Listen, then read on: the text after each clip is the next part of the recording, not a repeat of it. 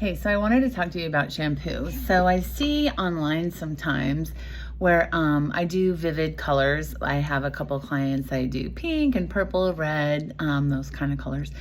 And I have them buy a shampoo that they can color the color back in. So they really get their money's worth because it's expensive to bleach it and then put the color on, but then that color fades really easy.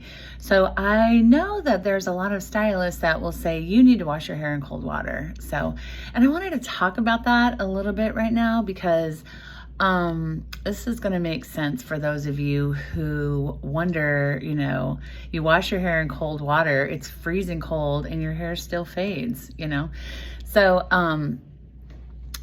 the thing about hair color, especially those vivid colors, the pink and the blues and the purple, blue, like what I've got going on here, these colors are direct dye colors. And what that means is they are not responsive to, well, they do respond to oxidative, but their molecules are too large to reside on the inside of the hair. So they lay on top, on the outside of the hair. And that's why they wash out really easy. Some of the color can stain a little bit on the inside once you bleach that hair.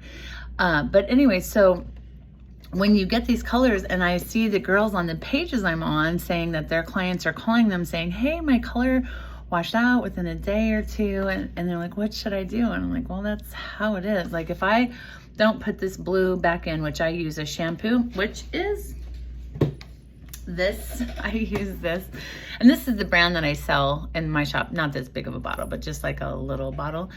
And because a little goes forever, like you can use it for, I've had my blue, well, I don't use very much because I just do highlights, but my clients use theirs, it can last them a whole year, and it's $32 a bottle. Anyway, so when you get your hair wet, water, if it's just laying on top, water will cause it to fade. And you can tell when you get your hair wet that the color from your hair is coming off in the shower.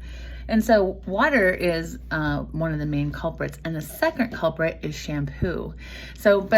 Let's go back to, like, shampoo will wash it off. Everybody knows that. But let's go back to the hot water versus cold water. Water in and of itself is the culprit. It doesn't matter if it's hot or if it's cold. And you can do an experiment yourself. You can wash your hair in cold water and you can wash your hair in hot water and see what, it may be mildly stay better. But wouldn't it be better if you could just wash your hair in regular water? Like, who wants to wash their hair in cold water? And especially if it's not saving your color that much. And then just use a color in shampoo. So the culprit is water. Your hair, when it's dry, is a pH of a level 5.5, right? And so water is more alkaline, even though it's neutral. It's higher up on the alkaline scale at a 7, because it goes from 0 to 14. Water's in the middle at 7, and your hair is down here on the acidic side. And so when you add water, it automatically swells your hair color, or it automatically swells your hair. So oxidative color is already going to be exposed to the water washing it out. And then you add shampoo to it, and shampoo is liquid soap, and it is even higher on the alkaline level. It's higher than the developers that we use, than the alkaline developers. And the color has something in it. I can't remember what it's called.